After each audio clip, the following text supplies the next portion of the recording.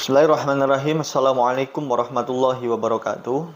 Kepada kawan-kawan semua, alhamdulillah pada malam hari ini kita masih bisa belajar bersama, belajar bareng-bareng mengkaji kitab Hadis Arba'in Nawawi.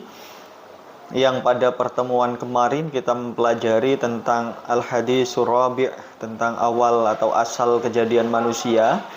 Untuk sekarang kita mempelajari tentang Al-Hadisul Khamis, terkait dengan bid'ah. Nah, bid'ah sesuatu yang baru ya. Bismillahirrahmanirrahim.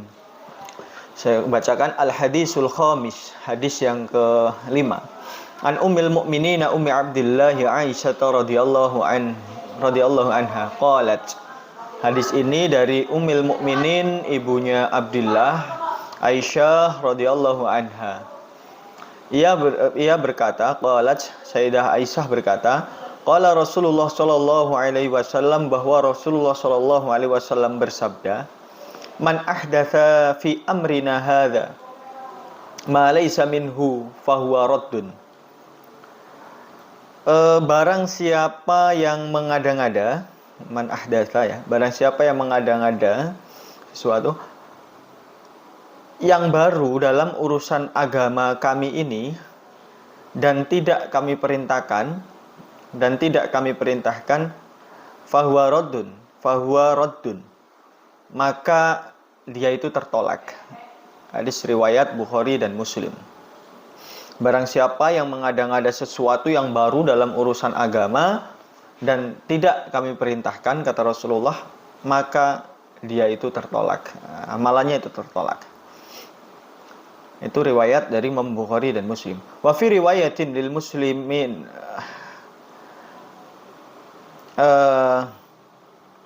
dan di dalam riwayat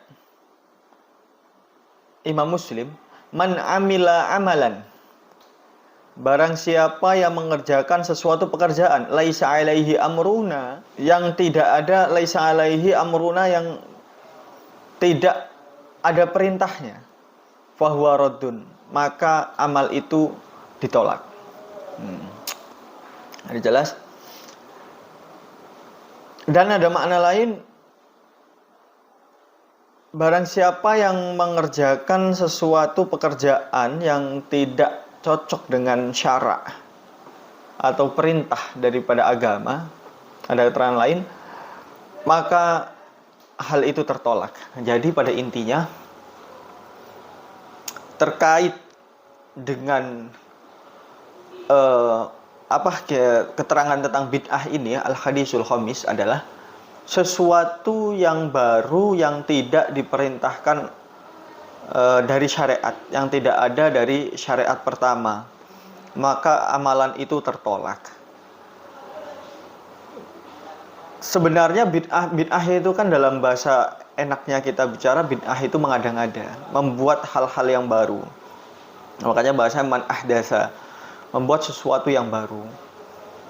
Tapi sebenarnya apakah bid'ah itu semuanya ditolak amalnya? Kemudian timbul pertanyaan seperti itu, maka jawabannya tidak. Bid'ah itu terbagi, ada bid'ah hasanah, bid'ah yang bagus, ada bid'ah yang sayyi'ah, ada bid'ah yang jelek. Nah, kenapa? Apakah benar ada bid'ah yang bagus? Ada sesuatu yang tidak ada tapi bagus. Seperti pada zaman dulu, ketika masa zaman Rasulullah SAW, ketika jatuh bulan Ramadan, pada hari pertama Rasulullah itu melakukan sholat tarawih di masjid, diikuti oleh banyak orang. Para sahabat pada mengikuti. Malam kedua Rasulullah ke masjid lagi melakukan sholat tarawih, dan tetap saja nambah ramai lagi. Dan malam berikutnya sahabat tidak mendapati Rasulullah berada di masjid. Rasulullah terus tidak di masjid lagi, karena ternyata Rasulullah khawatir, takut itu menjadi sebuah kewajiban. Dan pada masa Sayyidina Umar bin Khattab radhiyallahu anhu, beliau pergi ke masjid pada bulan Ramadan, lalu melihat ada orang yang sholat berjamaah di sana, ada yang berkelompok di sebelah sini, dia berkelompok melakukan sholat jamaah, ada juga yang sholat sendiri. Kata Sayyidina Umar, kurang lebihnya, Jika kok ini digabungkan menjadi satu, tentulah itu lebih baik, akan lebih indah dipandang agama ini, kompak. Akhirnya di besoknya ketika Sayyidina Umar berangkat ke masjid lagi, melihat sahabat sudah berjamaah menjadi satu. Dan apa kata Sayyidina Umar bin Khattab?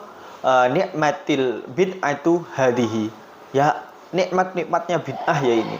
Dari situ kan berarti dapat kita pahami bahwa ada sesuatu yang bid'ah, yang baru tapi bersifat baik. Nah, kemudian kalau kita menengok kegiatan-kegiatan seperti yasinan atau tahlilan, sebenarnya kita gampang untuk memetakan. Kita tidak boleh menilai secara kelompok secara umum bahwa ritual yasinan, ritual tahlilan, yasin tahlil itu bid'ah. Ya benar, yasin tahlil itu bid'ah. Karena aktivitas secara umum yang dikemas dalam bahasa tahlilan itu tidak ada. Pada saat itu tidak ada kelompok orang yang berkumpul untuk tahlilan, itu tidak ada. Tapi Asy'ariyah atau kita sebagai orang Aswaja menilainya tidak secara mujmal seperti itu, tidak secara gemblengan, tidak secara umum kelompok bulat-bulat begitu, tapi dilihat di dalamnya. Ketika kita bongkar di dalamnya, di situ ada zikir, ada sedekahan, ada silaturahmi, ada membaca Quran, ada mengirim bacaan Quran kepada si mayit, ada mendoakan sama muslim, yang tentunya 5 aspek itu diperintah oleh agama. Namun supaya orang-orang itu enak, 5 itu mix menjadi satu, dikumpulkan, nyebutnya tahlilan. Maka bisa dikatakan ya tahlilan itu bagus. Ya dikatakan juga tahlilan itu bid'ah, ya, tapi bid'ah yang hasanah. Bid'ah yang syai'ah secara jelas ya kita menambah sholat wajib. Sholat wajib yang ada 5 kita tambah menjadi 6. Itu jelas, itu bid'ah syai'ah. Kalau kita menilai apakah suatu kegiatan itu bid'ah atau tidak, lebih disiplin, lebih bijaknya kita lihat kegiatan itu. Di dalamnya apa saja? Aktivitas-aktivitas dalam ritual itu apa? Dalam kegiatan itu apa di dalamnya? Kalau ternyata di dalamnya itu tidak bertentangan dengan syariat agama, ya berarti tidak bid'ah, kan begitu, tidak bid'ah syai'ah. Dia berarti kalau memang dulunya tidak ada kumpulan itu, berarti bid'ahnya hasanah, kan begitu.